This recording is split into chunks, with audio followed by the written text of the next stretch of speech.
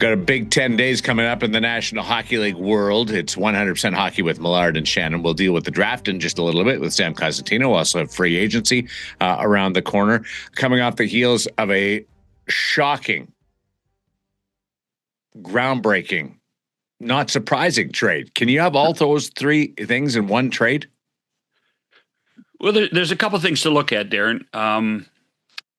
This has been rumored probably heavily since the Olympics ended, that Brady wanted to move on. It kept being shunted aside, denied, so that it didn't become a news story. And then the Ottawa Senators did a really good job of making the deal without it becoming public until the deal was done. So Steve Staios wasn't forced to, in many ways, sell low because Brady had told them that he didn't want to re-sign with the Senators in the future. So it's a tough spot to put the Ottawa Senators in. Did they get enough for him? You know, when you're talking about 3 first-round picks and a second-round pick over the next 3 years, it's difficult to measure. Florida steps up. They essentially trade 4 first-round picks because Sam Cosentino is a young player who is drafted in the first round. Too much for Florida to give up? The obvious positives are there, but what do you think of the cost that Florida paid? Here's the thing. Bill Zito, Vinny Viola, they want to win the Stanley Cup next year. They want to win the Stanley Cup the year after. When you look at Brady Tkachuk joining his brother, Matthews under contract till 2030, Barkov's under contract till 2030, Reinhart's under contract till 2030. So Sam Bennett's 31, Carter Verhaeghe's 31, year 2031, and so is Brad Marchand, and that's just forwards. Seth Jones is signed long-term, Ekblad's long-term, Forsling's long-term, Mikola's long-term. They're going for it. They want to win now, and then they will suffer the repercussions. And they've got a roster to win now, and maybe that's right. Have a couple of runs at it. They have an opportunity with that group of players, as long as they stay healthy, because that was the caveat that hit them this past season. They have a chance to be a winning team again with Paul Maurice. Now, what Florida doesn't have yet is a goaltender, but that's another story for another day. But this is an obvious Bill Zito, we're going to win now, and I'm going to take the next 2 or 3 years to try to find a way to either improve the team via free agency again, because we know the cap's going to go up, and there's going to be available players, and we'll just have to see what happens. In my mind, if I'm a Florida Panther fan, I'm ecstatic. I'm ecstatic for what's going to happen in Fort Lauderdale, because my team is going to be, again, if they stay healthy, my team is going to be at the top of the Atlantic Division. And that's the other thing, Daren. A trade within the division. That's the double whammy for the Senators. They didn't have much choice, I would assume, based on where Brady is and was and what he wanted to do. There was 4 teams. 4 teams that on his list. But, this one made the most sense for the Tkachuk. But Carolina was apparently on his list. That we didn't see that a couple of years ago. Players open to go into Carolina. So everybody that talks about no state tax or aesthetics, market, sun, all that kind of stuff, and North Carolina has all that. It's all about winning. Who's winning right now? Who can I go to that's just going to win? And winning and attitude and environment. You can't tell me that Rod Brindamore isn't a good selling point for the Carolina Hurricanes now as a coach. I think that that those are the realities. So when you have a small market team win the Stanley Cup and create the aura that the Carolina Hurricanes have created, then you point at that when everybody's worried about players exiting Canada or exiting small market teams, and that just it's a crazy period of time. It really is. It's a lot of pressure to put on teams to have to be in that win now potential with their program, or else they might lose players. Like Ottawa's on the come, and well, they were. They're still not able to keep Brady Tkachuk. Yeah, but I look at what Dylan Larkin's saying and doing in Detroit too. So I mean, it is all about winning. Can I go to a place and? But put Ottawa's my name supposed to be in that cycle, like being able to push a little bit, and they weren't able to. Now, if they were another step down the road, I wonder if that would have changed Brady. I honestly doubt it. I really do doubt it. Yeah, I really do doubt it. That goes counter to my theory. Yeah, well, that's not the first time you and I have disagreed. It won't be the last either. I just think that Brady, I think there was a confluence of events, and it all coincided with an opportunity for him to tell them that he was not going to renew, just like his brother did in Calgary. Just like his brother. That's when I think this clock started. Was when Matthew moved. You think the clock started for Brady when Matthew moved? Yeah, or the idea. Oh, this could happen. Yeah, I think the Matthew trade, kind of, and people will always find different examples. I think the Matthew trade changed a ton for a lot of teams and a lot of players. And players started to realize that they have a lot more control in these circumstances. So what I don't want it to become, Daren, is a small market Canadian teams are going to be woe is me from now on. I don't think it's that way. If you can create a winning environment in any city, I agree with countries, that. In both countries, this is an you can win anywhere. You can win anywhere. So Brady said all the right things. Sure. All along. Should Senator fans be ticked off? Yeah, they should. They should boo him robustly when the Panthers come to town for their 2 home games. I think that he said he was committed to Ottawa. I think people believed him. So from that, but what you have to do in these scenarios when you're a player is you have to diffuse the argument and keep the waters calm until you find a time that you can actually move on. And that's exactly what Brady did. I think the world changed for Brady after the Olympics. I really do. I think that there are so many things. Like why?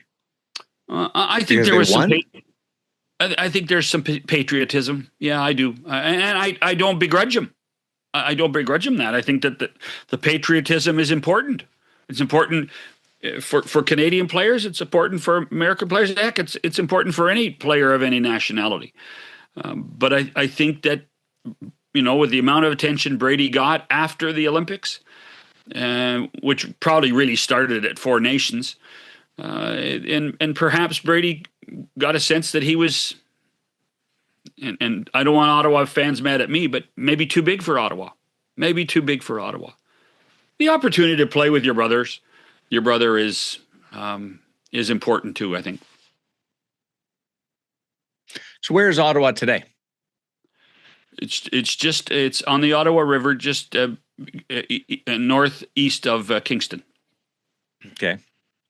Where's their program today? I think. By the way, Sam Cosentino's in the waiting room. I think the Senators. I think it's too early to judge because between now and Friday, will Steve Staios be able to use this currency to trade for something that can help the roster now? Will the money that they've been able to free up with Brady be in a situation where they're now in a point where they can spend some more money on the free agent market. So I think, Steve Staios was not caught flat-footed with this. I think he did a pretty good job under the circumstances. And now we'll just have to wait and see. It's easy to judge the Florida side of this trade today. It's easy to judge. It's difficult to judge the Ottawa side, and it might be a couple of years before you can. Well, I'm going to ask somebody to judge it. Sam's standing by. Ottawa now has 3 selections in the first round. Yeah, if they make all 3 picks, what kind of players are they getting? That's what kind of expertise I'm looking for from Sam. Well, that's Cosentino's job. So yeah, that's exactly it. And we're going to put him on the hot seat next on 100% Hockey with Millard and Shannon. NHL TV is now on DAZN. Hockey lives here. Here we go. Watch every game from every team.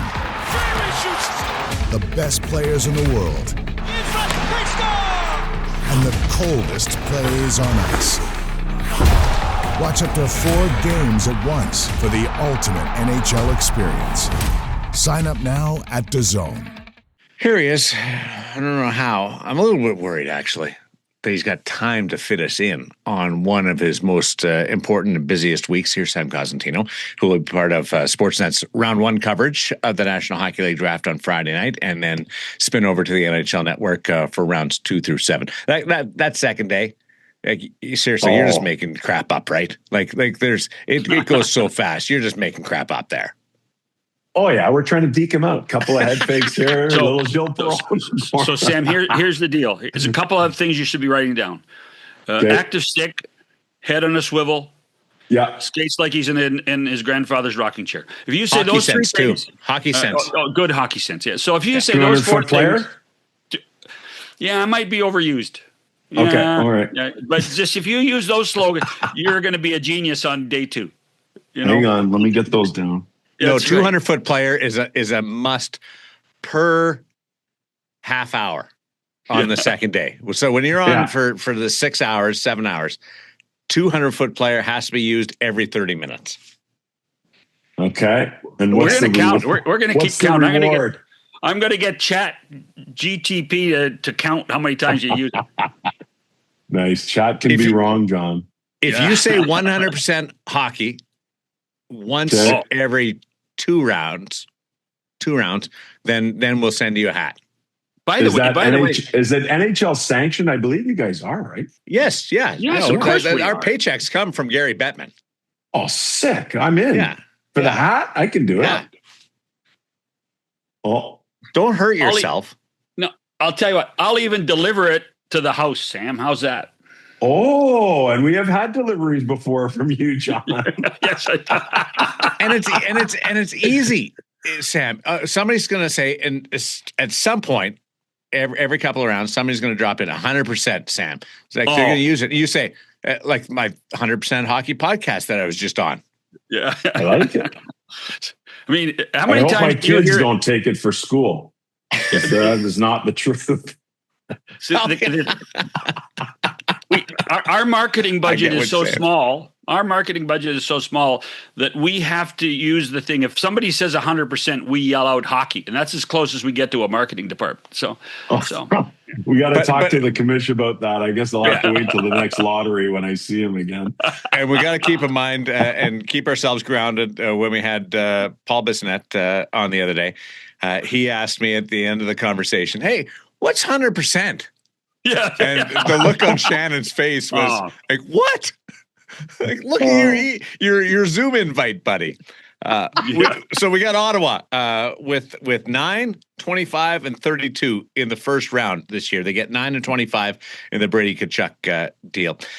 Just looking at those 3 picks, and Ottawa needs some build up here. Let's help them out. What can they get at 9, 25, and 32 to turn the program back in the right direction? So the 32, we know that's a brick. That's a movable. It can't be traded. It is what it is. You got to stay there. Okay. So we'll get to that in a sec. But 9 and 25, I think, might move you up a couple of spots. I'm happy to pick at 9. I am, because I think you're going to get a guy probably like, you're going to get a Daxon Rudolph, you're going to get an Oscar Hemming, you're going to get a Wyatt Cullen and Ethan Belchez, and you might, I don't think so, but you might get a Vigo Bjork. So I'm happy with any of those Any guys. position too, right? We got centers, we got wingers, we got defensemen, all in that. Exactly. And if you really kind of want to make a push forward, and not for me necessarily, but to Tynan Lawrence to give you that center position availability. So, but the 9 and 25 together, I think that gets you up into a higher range. What does that mean? I haven't looked at the pick chart here lately, but maybe 6 to Calgary, maybe. But then again, Connie might want to be keeping his 6th overall pick, because I do believe there's going to be a surprise or two in that top 5. And that might allow them to get a player that they really, really want, not that they just really want. So if we're saying we're keeping the pick at 9, those are the names that we talked about. When you get down to 25, it's a little bit more convoluted. It's a little bit more wide open. So what do those players look like in that range? An Elton Hermanson, who played wing for Sweden at the under-18s, was pretty good, skilled guy, like him a lot. William Hawkinson is a defensive defenseman who, with good reach and range, can play the body well. I think there's a little bit of untapped offensive potential. Didn't have a ton of points this year, not necessarily in his profile, but I think as he moves along, he's going to be able to be almost like an Ekholm type of guy, maybe not quite as high as Ekholm on the point production side, but pinning guys in the corner, net front, showing some physicality, making a good first pass, that sort of guy. So there's a couple of names I would look at in that range. But honestly, guys, like once you get to 12 and 13, I'd say maybe even 15 or 16, things are going to open up drastically. So, there's a big hulking defenseman, Max Sokolovsky, who plays in London. We know how that program always gets its kudos. He's a guy in the back end, is like this big brute of a guy who's very much a raw project and would take some time to come along before he made his way to the National Hockey League. So there's going to be a lot of options there at 25 for sure. 9 is much more narrowly focused, though, for Steve Staios and his staff. You kind of slipped something in there on us, Sam. You think they're going to be a surprise in the top 5? Vigo Bjork is the guy for me who I think is going to surprise some people with how high he goes. So the first thing is we have Caleb Malhotra, who I believe and many other prognosticators believe is the top center available. Then you have Vigo Bjork. The concern about Bjork at 5'9", 177 is his size. Can he play down the middle in the National Hockey League? This guy is so ridiculously smart. He is so ridiculously competitive that once you get past that second center position, it's a little bit of a gap now. You're going to get into Tynan Lawrence and Alexander Command as your next 2 best centers. For me, both of those guys fall outside of 10.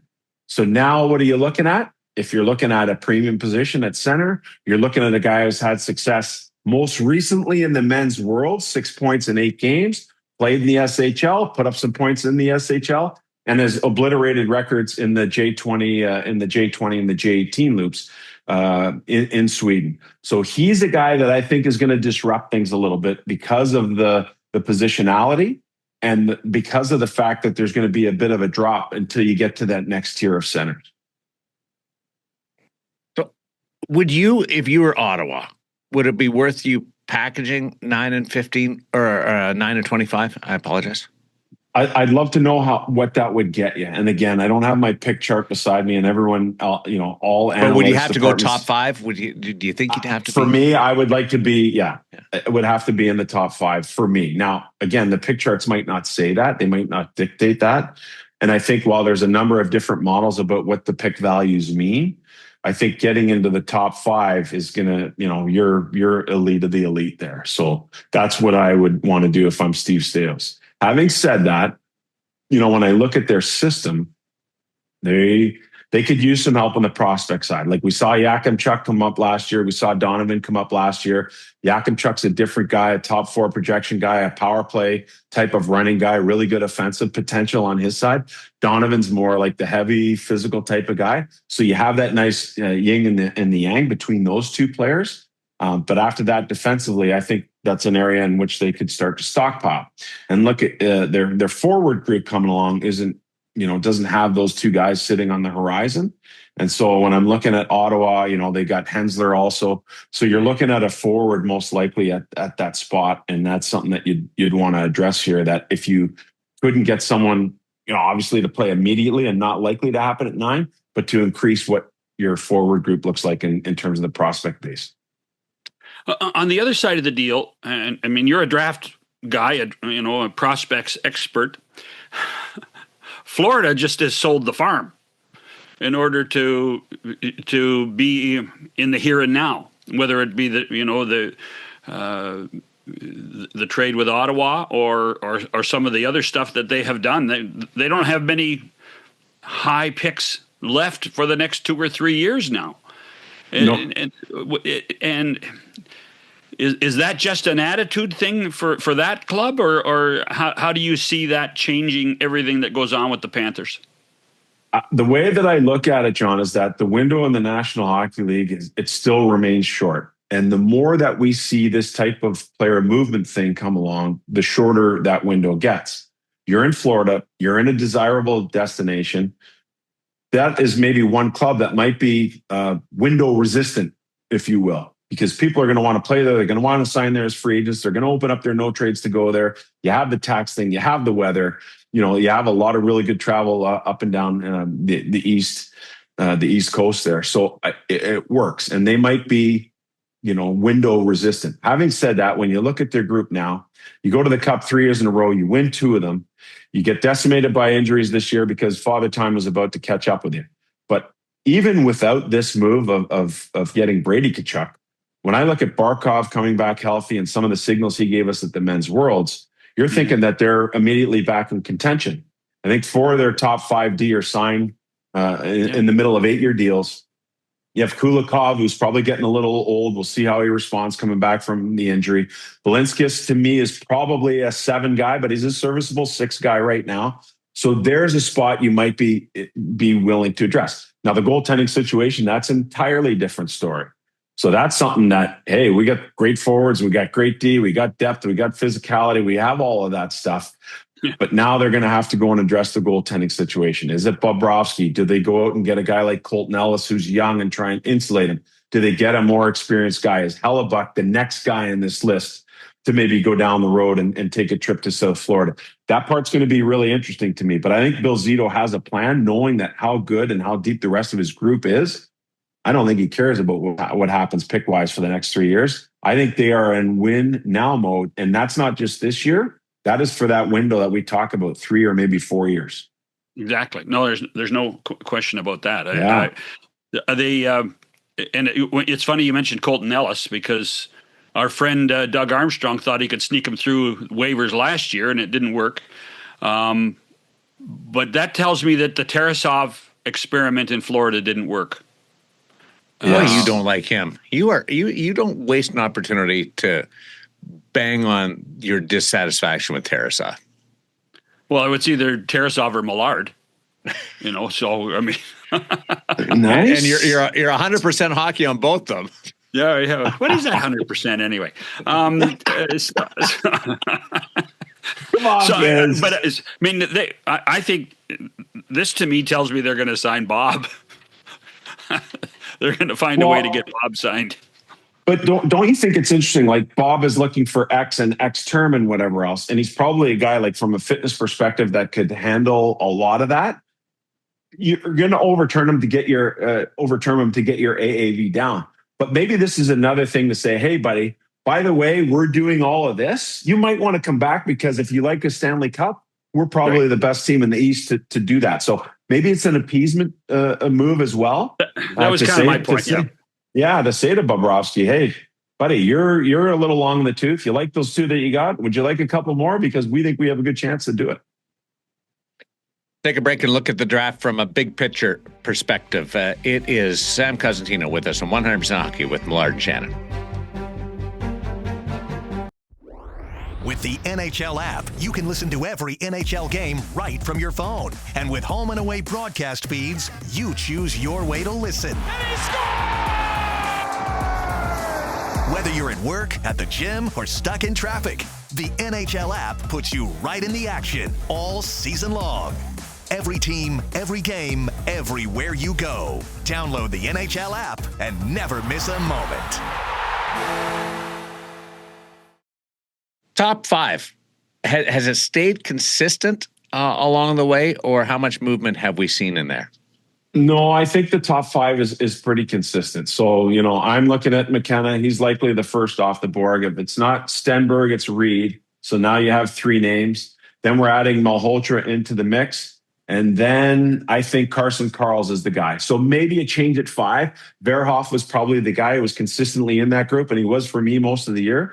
But this Carson Karls, I'm telling you, he has really made a late push. I know there was some stuff medically that they were looking after with him. I haven't received any reports to the negative or to the contrary about that. So he might be, I guess, the late entrant into the top five. But it's going to be a lot of fun, guys, because okay, so you have two wingers at the top.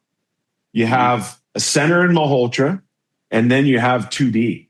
So, this is pretty cool. One's a left shot, one's a right shot D. So you have all the positions kind of covered here with the first five projected guys to go. I don't think it changes much. I think Verhoff enters the conversation at 6. Vigo Bjork, it might be the guy who disrupts 5, like we talked about earlier. And then you're going to have Daxon Rudolph in that mix. Some say Albert Smits, not for me necessarily. I think he's more, 8 and onward for me, but there are a lot of guys that have him up in that spot. But I think the top 5, if you remove Verhoff out of there and you put Karls in there, that's probably what we're looking at. Is McKenna versus Stennberg 200 foot versus Sizzle? I think that's exactly how it plays out. And I've said this on a number of podcasts. I don't think there's a general manager in the league who has the stones enough to not take McKenna. Just from a PR perspective. From a PR perspective, for sure. And it's funny, right? Because we work on this side of the business, and every scout and general manager, all the media has no impact. We do our work, we do our due diligence. But when you have a guy like this who's been hyped for the better part of 3 years, bull, you're lying.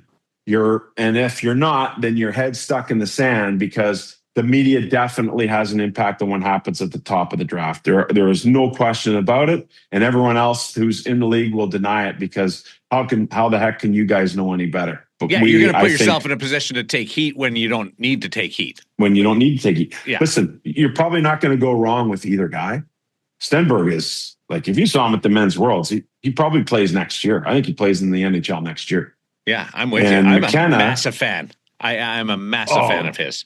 Oh, how can you not be? This guy, he's dynamite. And it's really cool for me, because you get a winger, right? And the number one question is, can he play center down the road? And when we talked to him at the combine, he's like, I'm not a center. I've never played center. I'm good at the wing. I know I'm good at the wing. I can drive play from the wing. I can make others around me better from the wing, which are the two typical things you talk about when you're drafting a center, that he can have that sort of impact.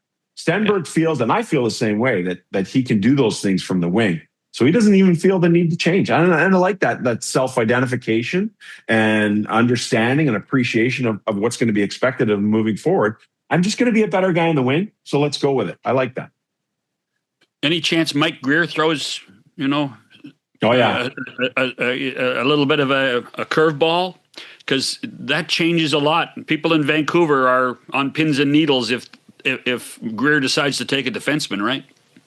Yeah, it's going to be, I think that phone, it's already started ringing, right? I mean, I guess that's why the general manager said we don't want the in-person draft. They can kind of do all this stuff from their homes behind the scenes, and good on them, because we've already seen some action. Although the in-person thing, that's a whole other story. We should get back in person. Our draft was unique. It was the best of the 4 majors. Anyhow, I'll get off of that right now. But when looking at Mike Greer, he's going to have a million deals in place, I think, for that number 2 pick, because people are going to be super excited about a Reed or about a Stennberg, or if you want to maybe even go down the road of the best center in what I believe to be Caleb Malhotra. I think one of those 3 players goes second. It's just going to be a matter of who takes it and who makes the pick.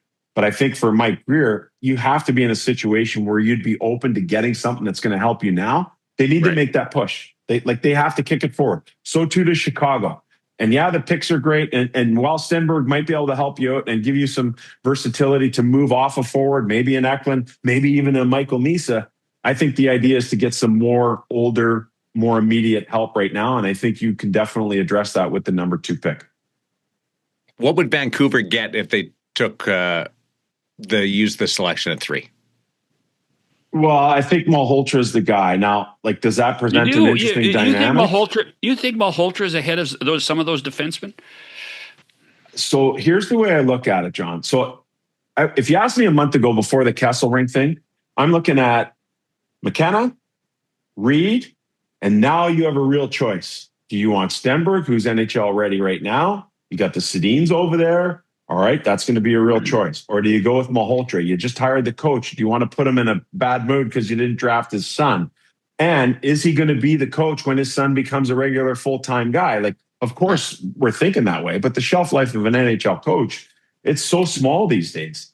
I do feel there's some sustainability now with the group in Vancouver, and I do think Manny will be there if Caleb is the guy that they select and he becomes a regular 2 and 3 years down the road, whatever the case might be.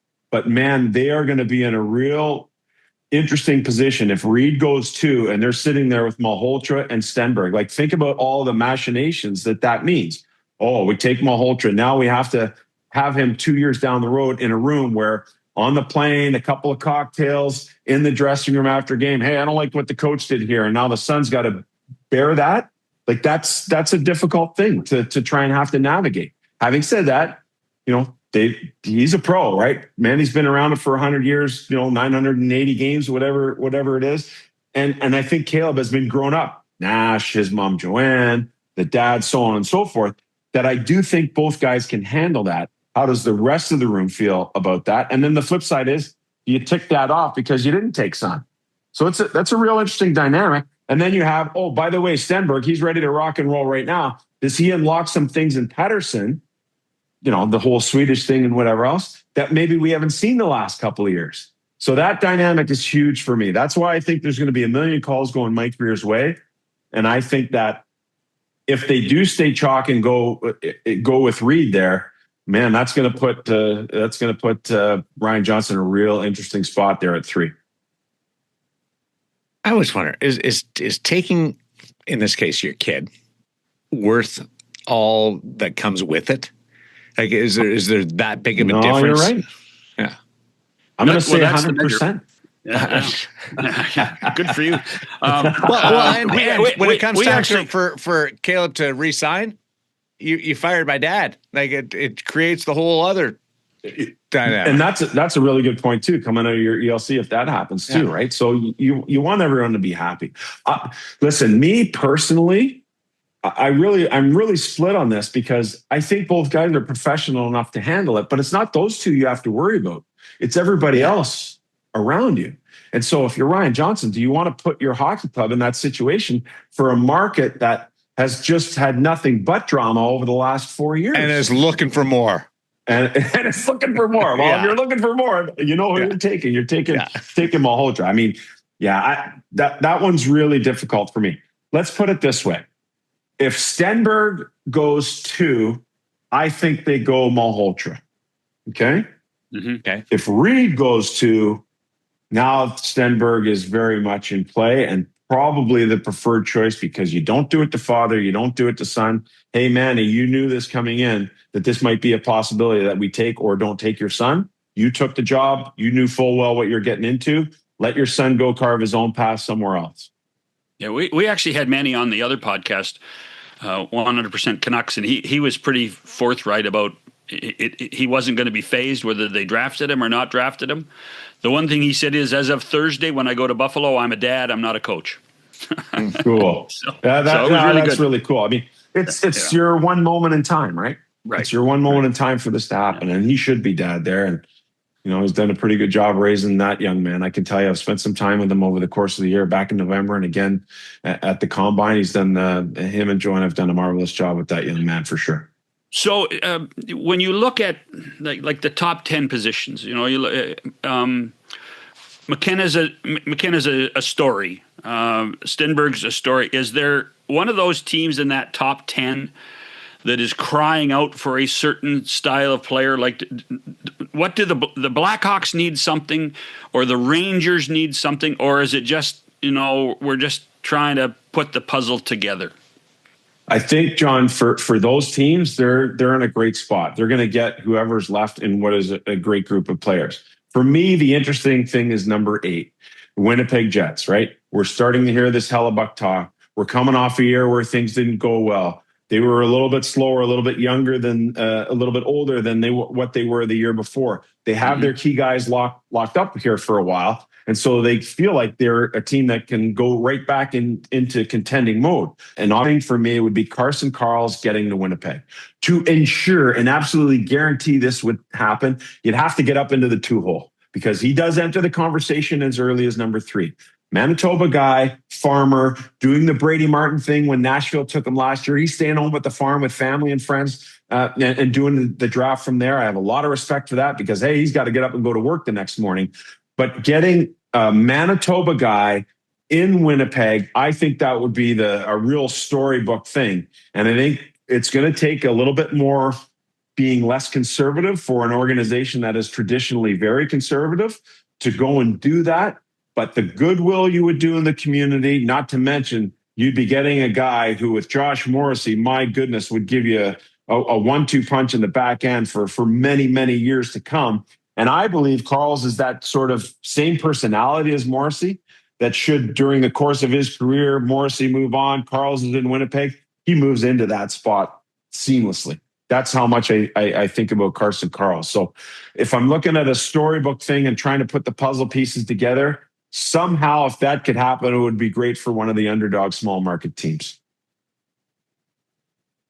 So they're at 8.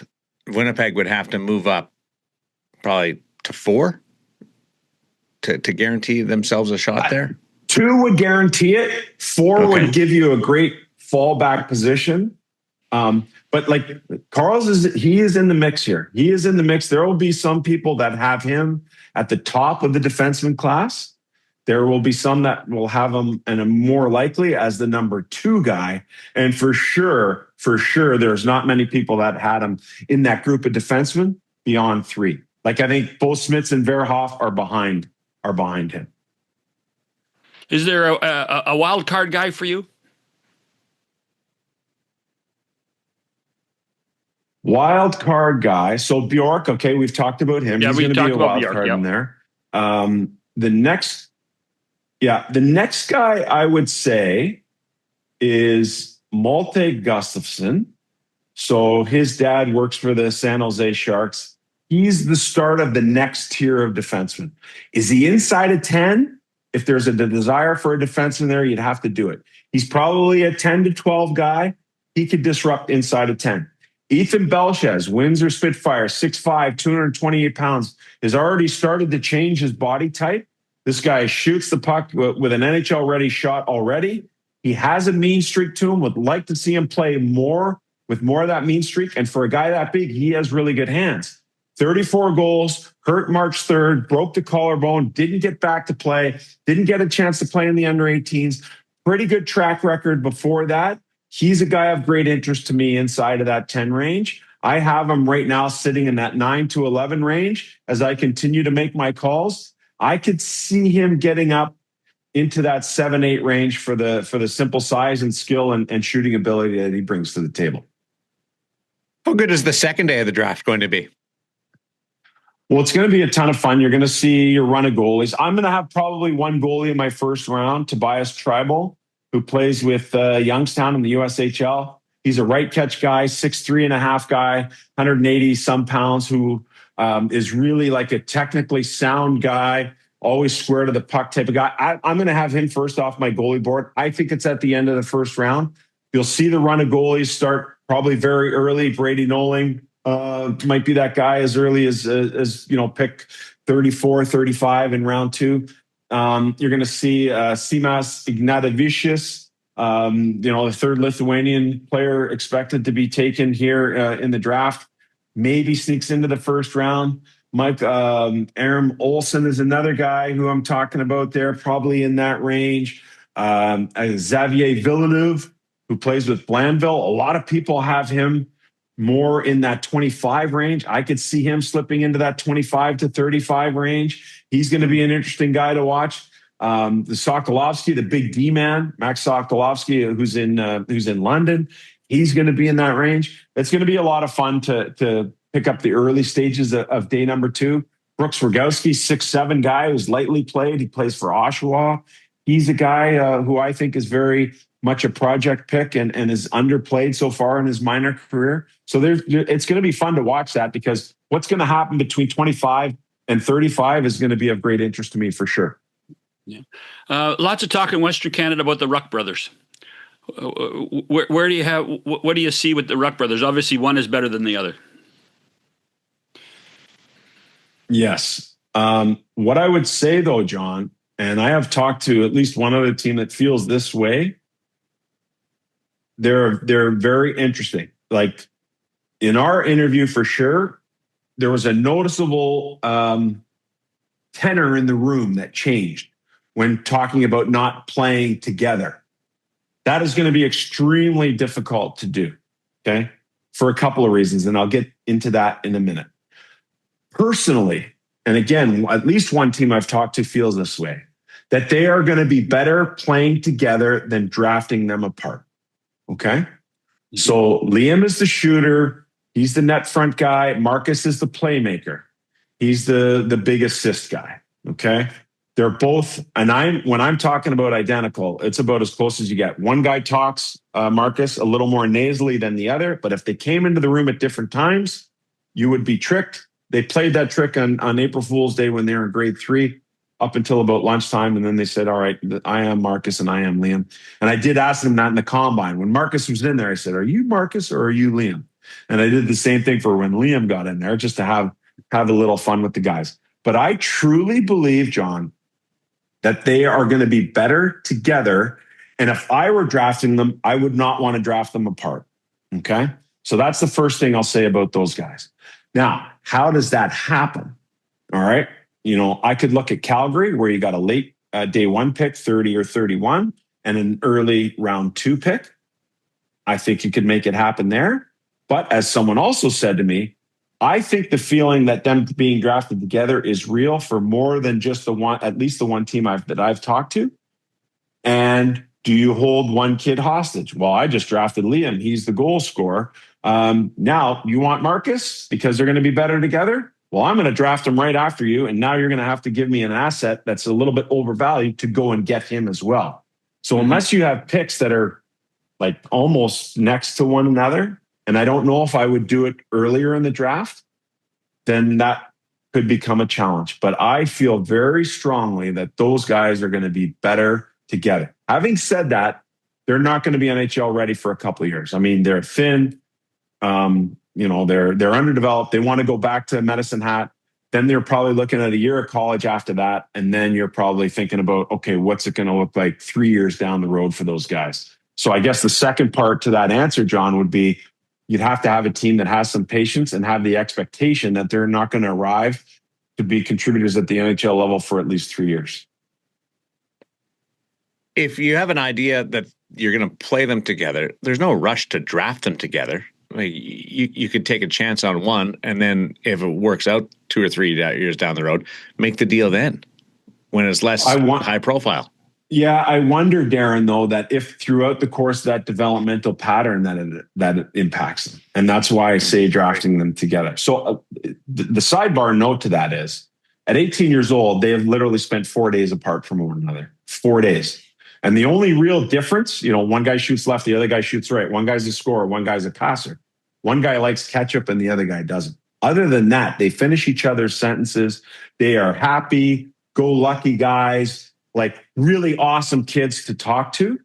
But I would say, Daren, that I would also be worried that if you didn't draft them together and put them on a similar developmental path, I would have concerns about one of them falling behind. And that's why I would feel very strongly about the same team drafting them together.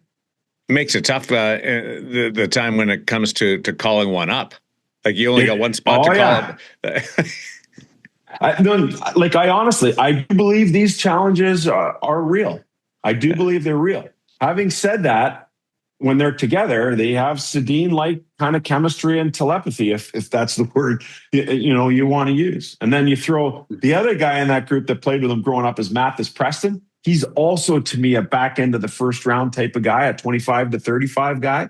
So if you could somehow draft a line in Calgary, I think there's a couple other teams with multiple seconds, but Calgary could draft a line that you could see playing together 3 years down the road. Like, that would be a cool story too, you know? You touched on something there about the progress of going junior and then going to college, and we saw it firsthand with Porter Martone this year. We might see it with McKenna after going to Penn State and playing for the Maple Leafs or whoever he plays for. Has that whole concept of the NCAA and CHL changed the philosophy of the draft? I definitely think it's changed the philosophy. But I also think on the flip side of that, this thing is not going to get into any sort of state of stability until we're another 3 or 4 years down the road. Because everyone's looking for the grass is greener, and we've seen it work both ways. Grass isn't necessarily greener. The one thing I'd say developmentally, and a lot of people that I talk to feel the same way. When you're coming out of minor hockey, you have to play games at the next level. Meaning, you come out of minor hockey, you get into the junior ranks, you have to play games. You need miles. You need to understand what it's like to play 5-on-5, PK, power play, 5-on-6, 6-on-5, tons of minutes, not so many minutes. All of those things with the schedule that the CHL gives you allows you to do that. You need to understand what it's like when you're traveling by bus to manage your rest, manage your nutrition, make sure you're working out, and how to spread those things out. And the miles you get from playing games in terms of your hockey IQ at that next elite level is hugely important to me. So the two guys you mentioned are Porter Martone, late birthday guy, Gavin McKenna, late birthday guy. What does that mean? They've had that additional time in the CHL to really hone their skill and get the games and get the mileage that I'm talking about. For Gavin, not much more he could have done in the CHL. For Porter, the same thing. Like, Porter was a 50-point guy as a freshman. That doesn't happen. 25 and 25, steps into the NHL. You know, the job Adam Nightingale did with him was unbelievable. And we're going to see pretty quickly here what it looks like for Guy Godowski and McKenna, Gavin McKenna, going to play in the National Hockey League next year. So it has definitely changed. I do feel strongly that the most consistent thing I'm hearing is get games early, get the physical development and the lesser schedule and that sort of stuff later. Everyone's in a rush now to try and be that guy. Oh, the Joneses did it. Oh, this guy did it. Look at the $30 million facility and that sort of thing. Listen, there's only so many barbells that you can change and attach wires to them and whatever else. The junior teams have all of those facilities as well. It just doesn't look as pretty for most of it, right? Some of the recovery stuff, yeah, the NCAA is probably slightly ahead in that area. I know the CHL is working to improve in that area. And the player experience, they don't have a choice in the CHL but to up their game in that department. So that's a different conversation. But what I would say, and getting back to your original question, John, is it has definitely changed the mentality. So we're going to look at Keaton Verhoff, for example, right? Mm-hmm. If he goes back to Victoria this year, he's probably a 30-goal guy, a 30-80 guy, kind of like Daxon Rudolph, kind of like Carson Karls. And we're probably not sitting there saying, well, those guys have gotten past him or whatever else. But this guy here has 20 points as a draft-eligible defenseman in the NCAA. That's the most points we've seen in 20 years. So he did amazing things. It just doesn't look as sexy because the numbers aren't as high. You're still going to get a real good player with Keaton Verhoff, but honestly, you might see the three CHL guys go ahead of him. Who do you think walks away owning this draft? Ooh. Okay. The St. Louis Blues in 2023 had 3 first-rounders. They have it again. As of time of speaking, right? That can change. As we know, things are happening fast. I like what St. Louis did in 2023. We're already seeing that start to come to fruition. So I'm going to put my trust in St. Louis because they have the 3 picks. And if it's moving off of Kyrou maybe and adding to those picks or swapping them or whatever the case might be, I'm looking for St. Louis. I'm looking for Steen in his first kind of go around on the job here, with Dougie hanging around in the background. Okay. Hey, look, kid, look at all these picks I got you. 11 of them this year, 3 of them in the first round. You better do something. I'm looking for St. Louis to kind of come away the same way they did in 2023 when I believe they own that draft. 11, 15, and 29 for the Blues. So yes, similar range of Ottawa. So there's opportunities. If you're a top 6 holder right now, you're talking to both those teams. Like, what are you guys going to give me to pull up? Yeah, and I think St. Louis has the mobility with the 29th. Yeah, right. So 29 and 11 should be able to get you inside of 10 or 8. But again, that's all the analytics. You want to explain guys. the 32 pick and why Ottawa's locked in there? Yeah, so Vegas made a trade with Pierre Dorion. Dadanov was the player. Evgeny Dadanov was the player, or Dadonov, however you want to say it. It wasn't disclosed that he had no movement or no trade to a no trade list. Because of that failure to disclose, it cost Pierre Dorion his job, which was probably going to happen anyways. But it also cost the Ottawa Senators the removal of their first round pick in either 24, 25, or 26. Like the Kovalchuk thing years ago, they decided to wait till the last minute and go back to Gary and say, please give us that pick back. And Mr. Bettman said, okay, we're going to do that. It's going to cost you $1 million to get it back, because we can't have this type of stuff happening in our league. And by the way, that 32 pick is immovable. It's stuck. So you helped Carolina, you bumped them up 1. You helped Vegas, well, whoever's got Vegas picks, which I believe is Calgary, you helped bump them up 1 as well. But that pick is an immovable pick. It has to be made by Ottawa at 32. Now, can they cook a deal and say, hey, we'll take this guy at 32 and trade him to you later? I'm sure they could probably do that in the background. But right now, Ottawa has to make that pick. Yeah, it's going to. I don't like you don't like what? Go ahead, John. No, I'm just saying that. I mean, we don't even know. Here we are on Monday. I mean, the moving targets that we're going to see for the next 4 days. We're going to see more, don't you think, Sam? Yeah, I think so, John. So I think part of that is driven by a free agency class that's maybe not quite as robust as what it's been in years past. I think it's also driven by the fact that you have Larkin, who's asked out, Hellebuck, who maybe has or hasn't, and Vincent Trocheck is a guy that I think the Rangers want to move off. That would be a real attractive piece because he still has some term left. And so when you have a lack of free agents and you have some really good key players with a ton of experience available, and then you have the high end of this draft, I do think it makes for a lot of movement. But I always jinx myself by saying it. I hope it happens. I just hope it happens a little later in the week, like kind of like when we're on TV, because I like Friday. The chaos, John. Yeah, like Friday. Yeah. So with this class as deep as it is, the practical side of managers and owners talking about things. How many guys play in the NHL next year? 4, 5? Is that too many? Ooh, 5's I'm going to say McKenna. I'm going to say Stennberg. I'm going to say Reed gets games, but I don't know if he stays. Okay.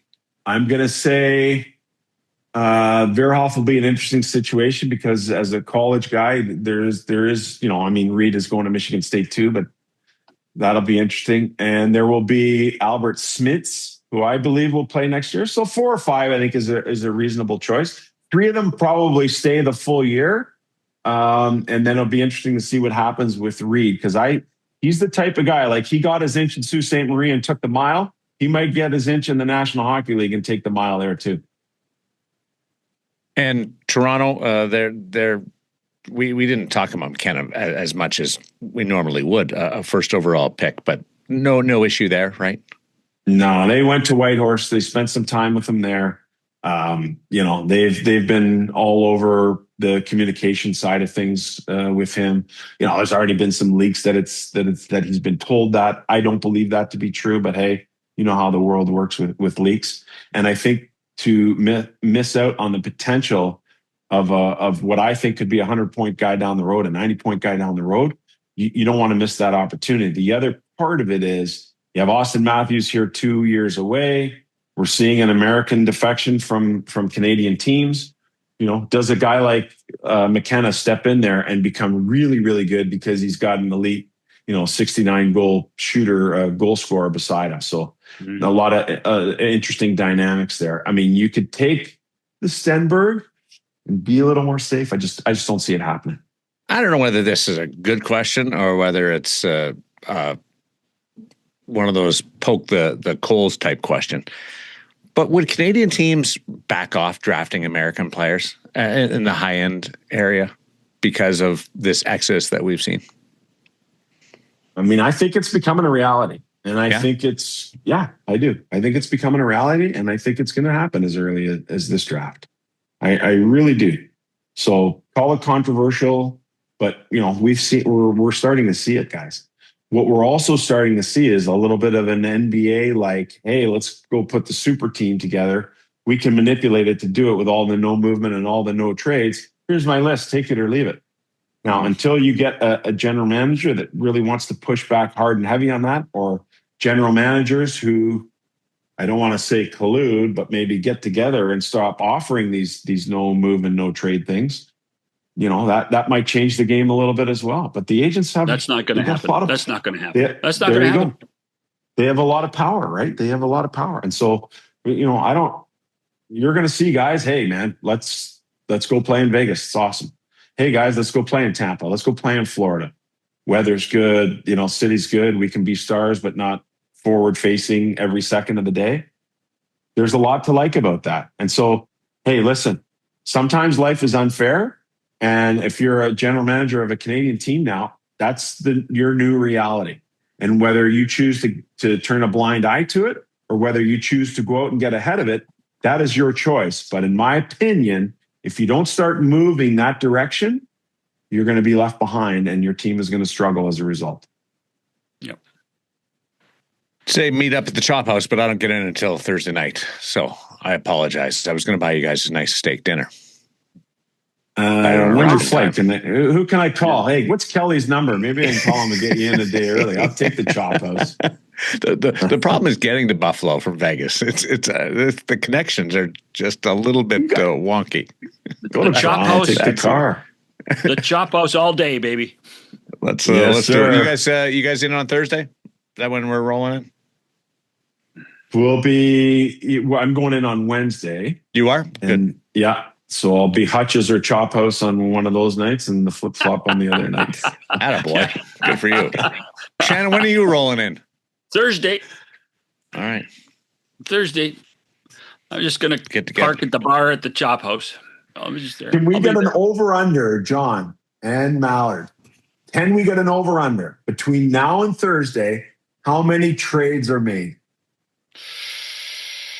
I'm going to say 6. Ooh. Yeah. John, what do you got? No, I'm going under that. I'm going to go 4. I'm going 3. Okay, that's my number 3. Okay. That's what I'm going track with. it. And I'm counting off. The one thing I don't understand. The one thing I don't understand with the quality of the players that you have described to us, Sam, about trades. I don't understand any of the top 5 being moved. I don't. I just don't understand that group at 1 through 5. Somebody moving. It doesn't make any sense to me, particularly when you think that you can have controllables for the first 3 years of their NHL life. It's just to me, it's something that you look at and say, hey, we're taking this one. We're gonna if we're in the we're a 9 or 11 like St. Louis and Ottawa, I can understand. 5, 4, 3, 2. I don't understand any of those. So, but I think there's enough volatility in the market just for trades to happen that don't affect the draft. There might just be swaps. Yeah. Okay, maybe I should have qualified that and said, trades made before Thursday with at least one 2026 draft pick involved. Ooh, then I'm going 3. I'm going to say 3. Okay. Because there's some teams like Winnipeg's been really quiet for a couple of months. It's been locked down there. There's something happening in and around what Winnipeg's doing. If you don't know what's happening in Winnipeg, nobody knows what's happening in Winnipeg. I'm just saying it's been really quiet. And when it gets too quiet, in the house in the horror movie, you're like, well, it's a little too quiet. Something's happening. I'm not saying it's a horror movie. I'm just saying it's too quiet. Something's happening. Let's hide behind the chainsaws. John, I have a question for you. I know you run the league behind the scenes, right? Oh, can you talk to your GM buddies and tell them to wait till Friday, please? Can we get back to a regular draft too? I'm with you on that. Sammy. Don't even get me started. I don't think it's ever gonna happen again. Unfortunately, I think you're right, John. And this year is going to be really telling because I've heard going into this offseason that maybe there's a groundswell to get it back. But with the movement that I anticipate seeing and GMs kind of being at home and not being exposed to the national media, or maybe a little bit too saucy in the bars where people start to get loose lips when everyone is together, because that does happen for sure. You don't have the opportunity for that to happen when you're not in the town where the draft is. So you could. By the way, it has nothing to do with money, because if you're flying all your scouts in and you're putting them up at hotels in your own town, it's the same money you're spending to go to Buffalo. So it's not about money. I think there's a certain number of teams that do want the draft back. There is that are encouraging people to get back to the more traditional presentation. I don't see it changing. I don't see it changing either, unfortunately. But it sucks because these kids have this one fleeting moment, and some of them that might be it. Right? It happens sometimes where you can have everybody in the big picture with 20 guys on the stage and everyone being happy about it and really truly welcoming your next future and your superstar to the league. Or we can hide behind the whole thing and say, oh, it costs us too much money. Oh, we need more time to prepare free agency when we know we got 10 deals already in the drawer. Sorry, Mr. Bettman, I know you don't want to hear that, but that's the truth. And so when I look at it, why wouldn't we want to put our league on that pedestal where we have the most unique and the best draft? I mean, Vegas, guys, come on. It's too expensive to go back there. I get it. But Nashville, awesome. It was. And they're at the rink in Buffalo anyway. Like they're at the rink in Buffalo anyway. Exactly. Yeah. Exactly. Well, I would actually go back to the single venue draft, but I would make a rule that it has to be in Montreal, because Sam, as you know, Montreal just it embraces those events better than any other city. That and if you're a tourist or you're coming from anywhere, it's a cool city to go visit for a couple of days. And so it has attractability that way as well. And it's Canadian funds. So you're saving money. Yeah. And your expense reports, the 100% hockey expense reports. Try slipping something through there. Can I get that 100% exchange rate? Is that possible? No, but you're going to get a hat, Sammy. Yes. We'll see you guys down there on Thursday night. Save me a spot at the bar, okay? 100%. Thanks, boys. There we are. We're back to wrap things up on 100% Hockey with Millard and Shannon. NHL TV is now on DAZN. Hockey lives here. Here we go. Watch every game from every team. The best players in the world. And the coldest plays on ice. Watch up to 4 games at once for the ultimate NHL experience. Sign up now at DAZN. Are you with me on the whole Winnipeg being so silent? But I think there are 10 or 12 teams that have been that way, don't you? Seriously. I think that, there's lots of teams that are trying to navigate what they have right now, like the Oilers signing Dickinson. Obviously, we talked about Ottawa and Florida, but I think that, what's Pittsburgh doing? What's happening there with trying to make sure they can, or maybe they don't, to re-sign Anthony Mantha. I mean, so there are lots of. But Winnipeg's got this Hellebuck thing swirling around, but nothing's ever come of it. It's popped up a couple of times and kind of fizzled out. I just think where there's a little bit of smoke there. Yeah, I'm not so sure. Quite frankly, I think that there's been such little news around the league that some stories kind of get amplified, and I think that there's a nervous reaction that once Brady Tkachuk got traded, people said, well, who's next? Well, another American, Connor Hellebuck, he's the next one. So I think that's just a natural progression of what we're seeing. At least Dylan Larkin's one out of Detroit, which is an American leaving an American city. Yeah, well, Dylan Larkin is going to be used as the example of it's not just Canada. Yeah, that's exactly it. He is the poster boy for Gary Bettman's deliverance of it's not just Canada. Look at this. Yeah. But I think your point at the beginning of the show is the most important thing is that people want to play for winners. People want to go to Carolina and be part of something special. And I think that's true across the board.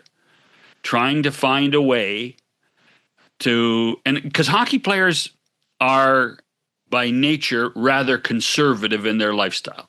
Sign the long-term deals. Families are settled. Life is good. Very different than what occurs in the NBA. Very different than occurs there. And so it's one of those things you look at and say, if a guy can go and say, I can get 7 years somewhere and I can make $7 to $10 million, my wife is going to be happy. I'm going to be happy. My kids are going to have a nice environment. Those become the assets that make a player sign and make a player find a place to live. It's not short-term stuff. Sign for 8 years. Sign for 7 years. And that'll be... You can sign for 7 years. You don't have to play there for 7 years. That's what I've learned through this. Right. Well, and heck, you look at... Florida is the best example of that. And we're going to see that, I think, 2 or 3 years from now as those guys get older after they've, taken a run at winning 2 more Stanley Cups. You just connected the National Hockey League and the NBA in the same type of vein. Just news got out this morning. The Vegas Golden Knights releasing that Bill Foley, the majority owner of the Golden Knights, is pursuing the awarding of the National Basketball Association expansion franchise that's headed for Vegas. Wow. Well, the one thing that Bill Foley has an advantage, I believe, over other owners that are trying to buy the situation in Vegas is he has a building, right? And that's there'd have to be some work. He doesn't own the whole building, but certainly has a share of it. So a foot in the door there, major advantage. That's what I mean. You're right. As opposed to we've seen other companies, Oakview Group, talk about building a new arena. Yeah. The amount of arenas and stadiums that have been built in Vegas in the last 10 years. It's at one point there amazing. was 4 new arenas being talked about in Vegas to house the NBA team. Yeah. And the NBA hadn't been awarded yet. And there was all these different sites up for, and they've got T-Mobile Arena, which is right. And by that time, 100% basketball will be there. So, really, yes, sir. Good spinoff. Love that. Be there. Be part of the family. Thanks for connecting us with Sam. Always fun to discuss things related to the draft and then the possible fallout from it as well. It's not just who's going to go the top 5, but there's a lot of different permutations that could occur this year that we don't necessarily see every National Hockey League draft. Well, again, that goes because players signed early, right? Players got conservative and signed long-term deals and got taken off the free agent board. And so teams are now trying to find ways to try to improve their teams at this time of year, knowing full well they're going to have more money to spend under the cap. And the equity that they're going to use in order to do that are draft picks.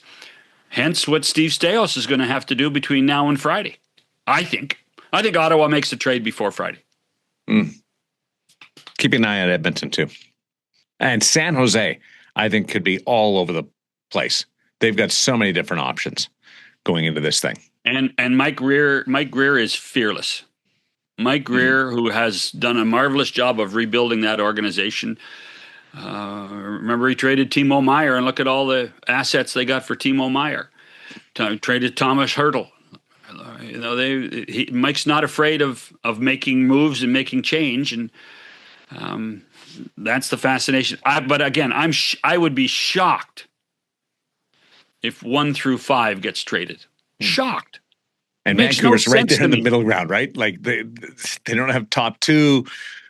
They need something good to happen for their franchise. They've got the dilemma with the coach and the coach's son, and like there's Vancouver's praying that San Jose takes a defenseman. That's what they're doing. Take a defenseman, please. All right. You can tell me all about it over at the bar, Chapos. We gonna go there on Saturday night, or are we just gonna get out of town? I'm getting out of Dodge. Okay, well, I'm staying in town. Well, you're a high end big wheel guy. Don't be afraid to leave your credit card on file at the bar. Okay. Yeah, right.